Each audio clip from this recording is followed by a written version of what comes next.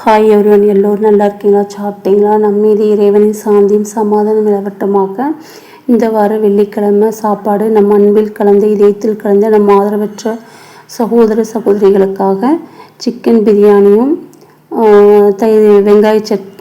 தயிர் வெங்காயமும் தாளிச்சாவும் வழங்கப்பட்டது. 4 கிலோ அரிசி, 4 கிலோ கறி வச்சு இன்ஷா அல்லாஹ் நம்ம செஞ்சு 34 நபர்களுக்கு நம்ம சாப்பாடு இன்ஷா அல்லாஹ் இந்த வர கொடுத்துருக்கோம். இந்த வேலைகள்லாம் நம்ம எதுக்கு செய்கிறோம்?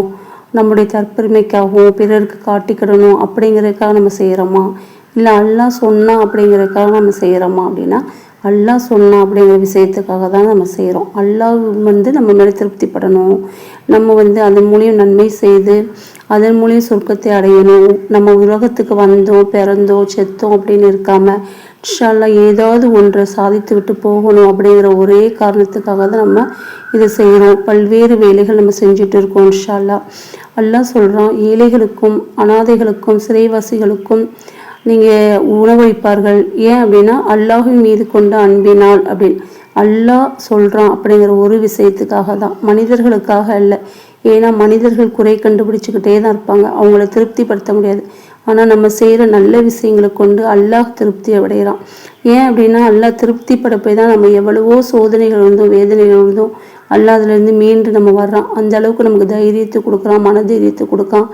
எல்லாத்தையும் இந்த உலக வாழ்க்கை ஒரு அற்பமானது. அதில் நம்ம முங்கி இருந்து அந்த சோதனை நினச்சிட்டு இருந்தோம் அப்படின்னா ஒன்றும் செய்ய முடியாது. அதிலிருந்து மீண்டு வர்றதுக்கு என்னமோ அந்த வேலைகளை செய்யணும். அதனால் ஒரு நரகத்தின் நெருப்பிலிருந்து பாதுகாத்துக்கிறதுக்கு, நரக வேதனை நம்ம பாதுகாத்துக்கிறதுக்கு ஒரு பேரிச்சம்பழ அளவையாவது நீங்கள் சதக்கா செஞ்சு உங்களை பாதுகாத்துக்கங்க அப்படின்னு முகமது ஸல்லல்லாஹு அலைஹி வஸல்லம் சொல்கிறாங்க.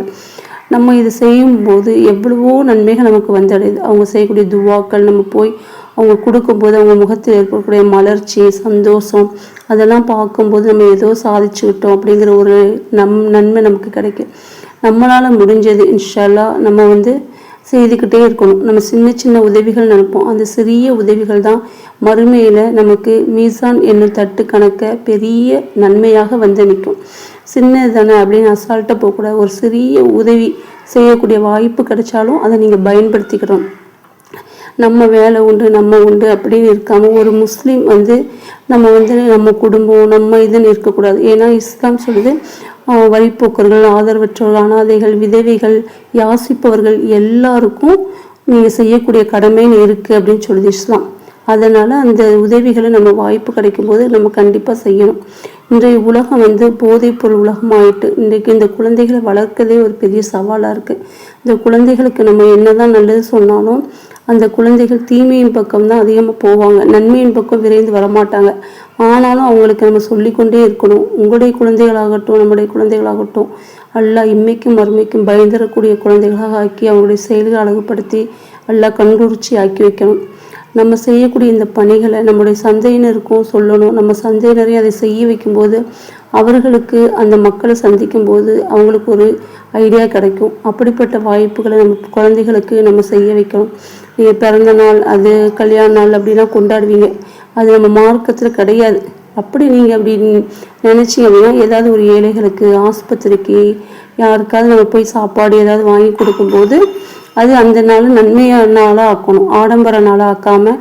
ஏன்னா ஒரு பிறந்த நாள் அப்படிங்கிறது எல்லா ரெசோர்ஸும் காட்டி தரல, ஆனால் அதை கொண்டாடணும். ஆனால் கொண்டாடுவது மூலம் அந்த குழந்தைகளுக்கு நம்ம என்ன சொல்லிக் கொடுக்குறோம்? ஒரு ஆடம்பரத்தையும் வீண் செலவையும் தான், வீண் விரயத்தையும் தான் சொல்லிக் கொடுக்குறோம்.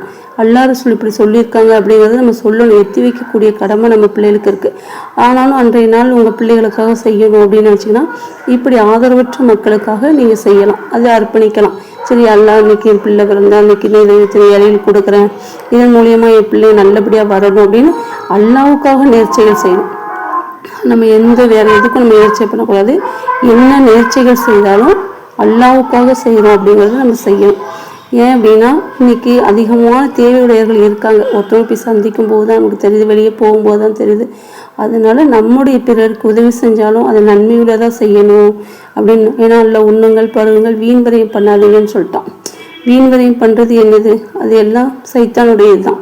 அது ஒருத்தருக்கு பயன்படும். பிறந்த நாள் அப்படிங்கிற இதில் என்னெல்லாம் பண்ணுறாங்க, கேக்கை பூஞ்சில் பூசுறது, முட்டை எடுத்து எறிகிறது, அந்த உணவுப் பொருட்களை ரொம்ப வேஸ்ட் பண்ணுறாங்க. அப்படிப்பட்ட செயல்களை நம்ம பிள்ளைகளை விடாமல் அன்றைய நாள் அந்த பிள்ளைங்களை கவனத்தை திசை திருப்பி அந்த பிள்ளைங்களுக்கு ஒரு அனாதை இல்லம், ஒரு ஆஸ்பத்திரி, ஐக்ரோன்லாம் போனால் நிறைய இருக்காங்க. ஒரு பிஸ்கட் பாக்கெட் கூட வாங்கி நீங்கள் எல்லாருக்கும் கொடுக்கலாம். அது கூட பெரிய நன்மை தான். அந்த பிள்ளைங்களை வீண் விரயத்திலையும் ஆடம்பரங்களையும் தலையிடக்கூடாமல் நம்ம அவங்களுடைய கவனத்தை திசை திருப்பி இப்படிப்பட்ட செயல்கள் நம்ம செய்ய வைக்கலாம். இன்ஷா அல்லாஹ்.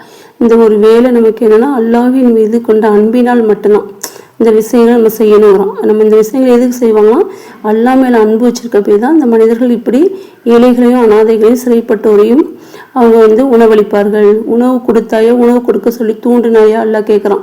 நம்ம உண்டு நம்ம வேலை உண்டுன்னு போகாமல் நம்மளால் முடிஞ்ச அளவுக்கு நம்ம பக்கத்தில் உள்ளவங்களோ யாரோ கஷ்டப்பட்டாங்களோ அவங்களுக்கு நம்ம ஒருவேளை உணவு வாங்கி கொடுத்தாலும் சரி, ஒரு பாட்டில் தண்ணி கொடுத்தாலும் சரி உங்களுக்கு நன்மை தான்.